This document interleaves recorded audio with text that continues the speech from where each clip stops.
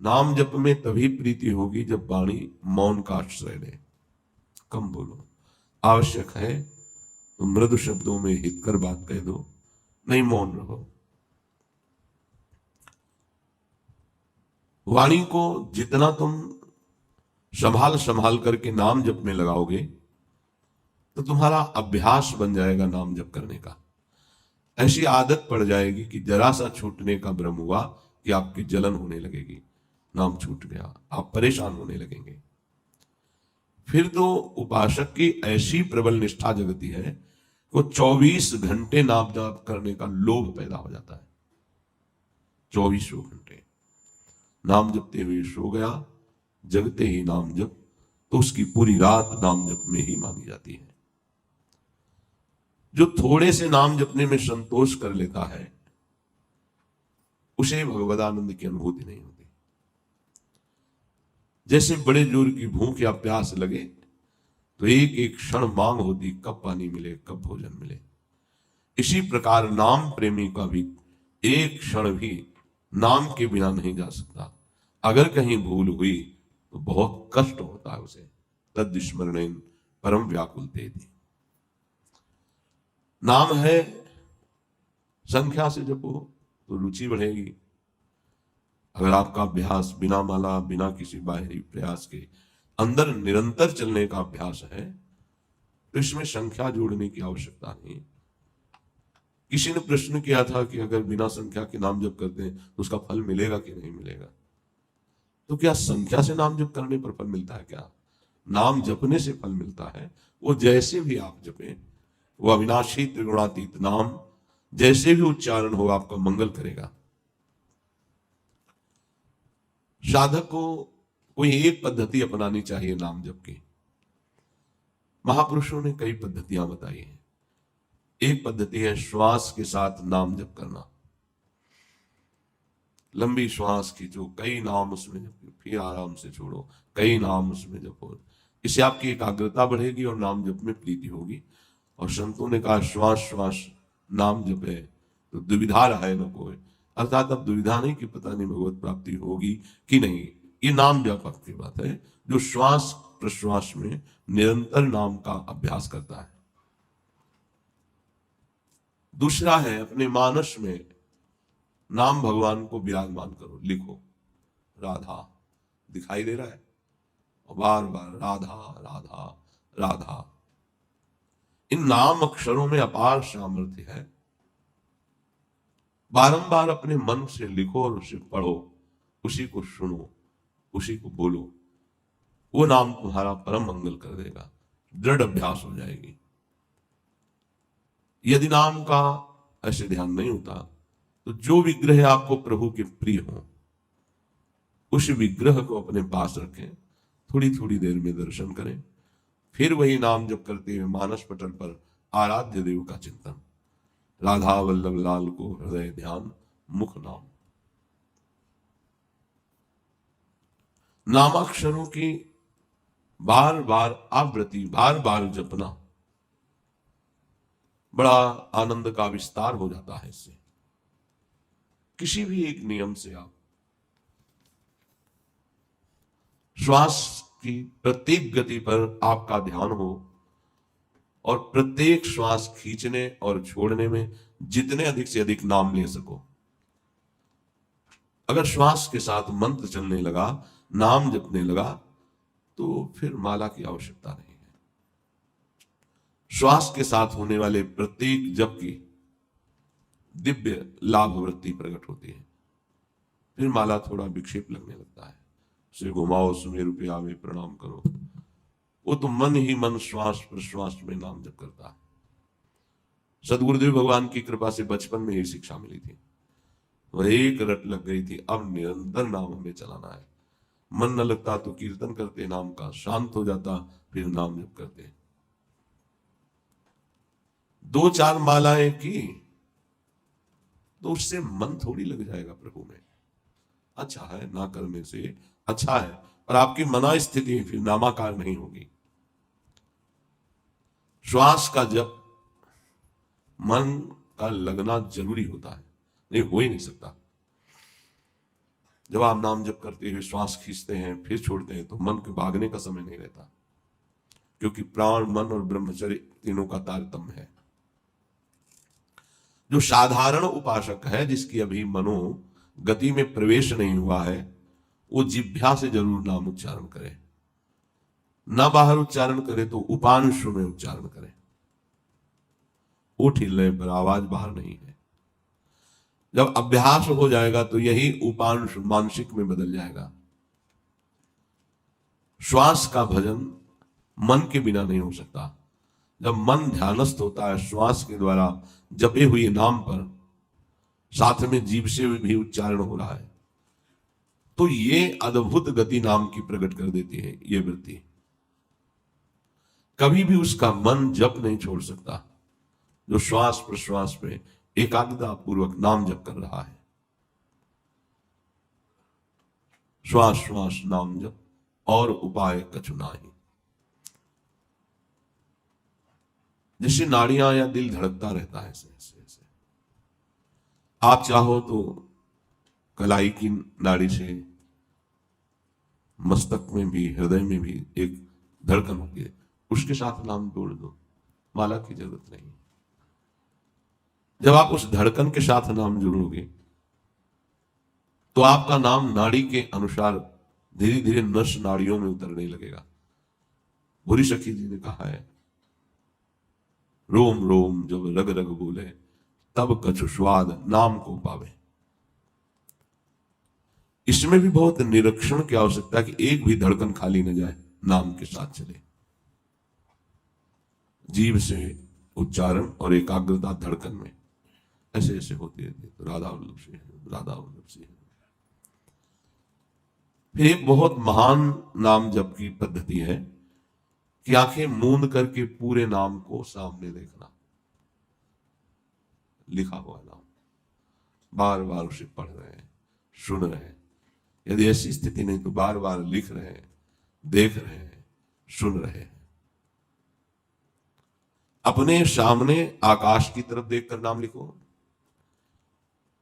या अपने मस्तक पर लिखो, या अपने हृदय पे लिखो। मन को पढ़ाओ जरूर, बिना पढ़े आगे ना बढ़ने पावे।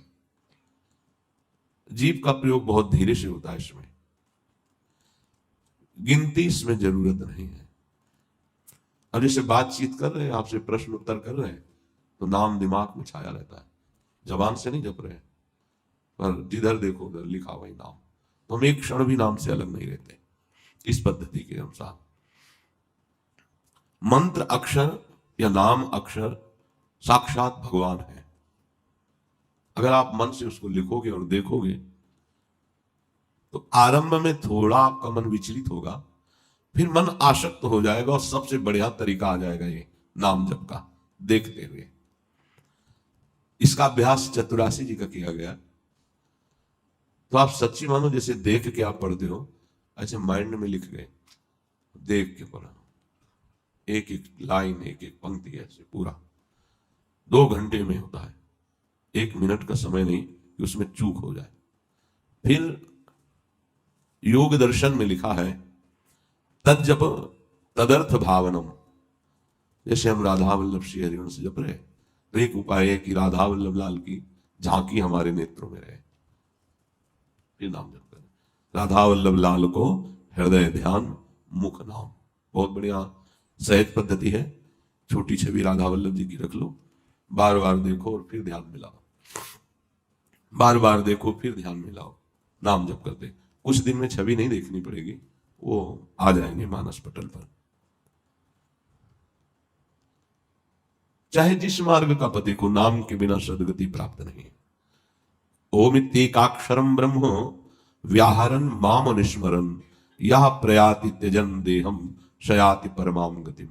गीता जी में भगवान श्री कृष्ण कह रहे हैं कि ओम एक अक्षर नाम मुझ ब्रह्म का ही है।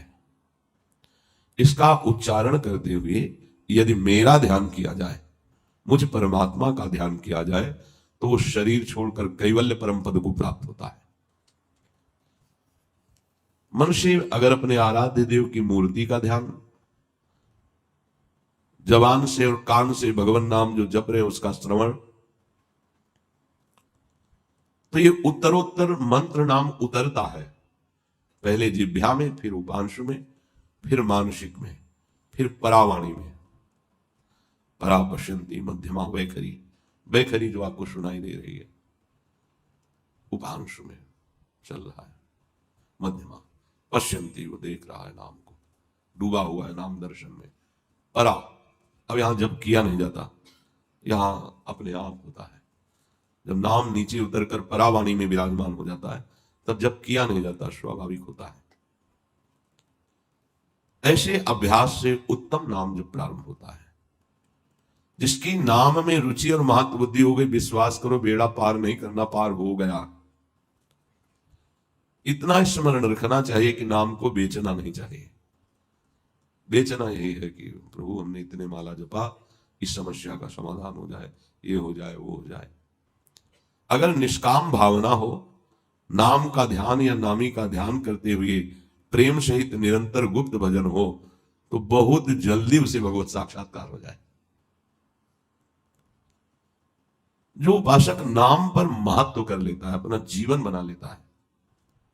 श्री गोस्वामी तुलसीदास जी महाराज ने एक पद में कहा, नाहिन आवत आन भरोसो, नाहिन आवत आन भरोसो, यह कलिकाल सकल साधन तरु, है श्रम फलनी भरोसो, नाहिन आवत आन भरोसो। नाम के सिवा मुझ में किसी का भरोसा नहीं रह गया, गोस्वामी जी कह रहे। किसी साधन का भरोसा, किसी सिद्धि का भरोसा सब नहीं रह गया। और हम आपसे प्रार्थना करते हैं कि ये कलिकाल है, चाहे जो और साधना कर लो, जब साधना का फल मिलेगा तब तुम्हें पता चल जाएगा कि क्या फल मिला है। अर्थात साधना में लगे हुए तुम्हें परिणाम में केवल श्रम रूपी फल मिलेगा, परमानंद नहीं। नाम जब तुम्हें वास्तविक फल प्रदान करेगा, प्रेम।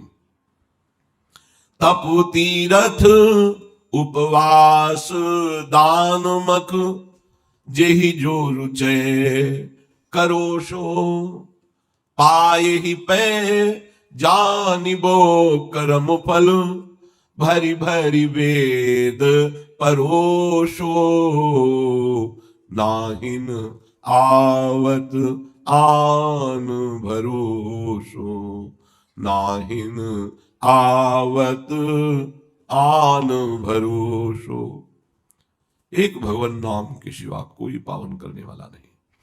तपस्या कर लो, तीर्थ कर लो, व्रत अनुष्ठान कर लो, बड़े बड़े दान दे दो, यज्ञ कर लो, ये सब कर लो। वेदों ने बहुत वर्णन किया है, ये करने से ये मिलता है, ये करने से ये मिलता है। इसीलिए अपनी दिव्यता का अनुभव कराने के लिए अर्जुन जी से कहते हैं, त्रैगुण्य विषया वेदा निस्त्रैगुण्य भवार्जुन। बहुत वेदों ने फल परोसा है, ऐसा करो तो ये फल, ऐसा करो तो स्वर्ग में ये सुख मिलेगा। भाव ये है कि जब तक तुम्हारे हृदय में नाम जप नहीं चलेगा, तब तक कोई भी फल फूल तुम्हें अविनाशी परम पद में नहीं विराजमान कर पाएगा। ये सब तप ज्ञान तपस्या जो व्रत नियम है, सब बहुत बहुत बहुत ब्रह्मलोक तक।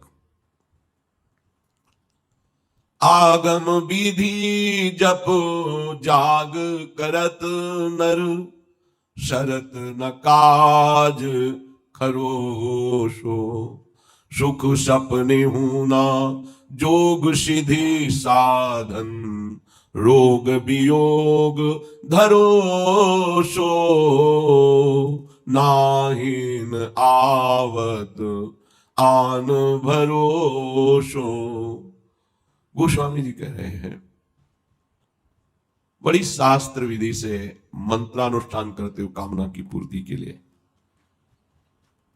चाहे जितना अनुष्ठान कर लो, यज्ञ कर लो, पर असली कार्य की सिद्धि नाम से ही होगी, इनसे नहीं होगी।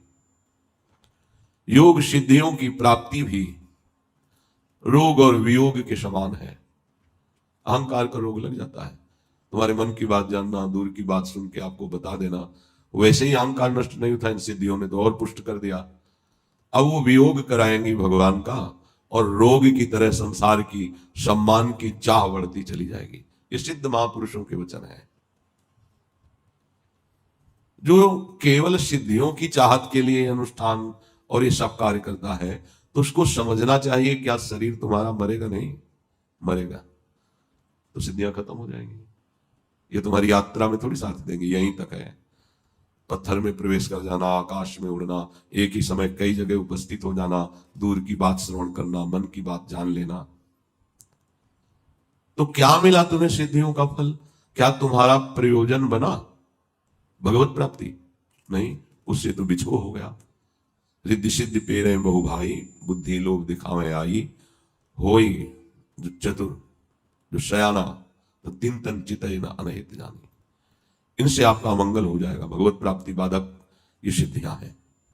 पुराणों में भी सिद्धांत वर्णन है अलग अलग भगवत प्राप्ति का। मेरे गुरुदेव भगवान ने मुझ पर बहुत दया की और मुझे बता दिया कि एकमात्र उपाय राम राम राम। ये बात समझनी है, इसी से सब हो जाएगा। ये उत्तम उपाय में जो है जब मिला, तो मेरे सामने ऐसा मार्ग खुल गया जैसे राजमार्ग, जीटी रोड। कोई गड्ढा नहीं, कोई परेशानी नहीं, आंख मूंद के दौड़ो। अर्थात भगवत प्राप्ति का राजमार्ग है ये नाम जप। सीधे अपने राजमार्ग पर चलो।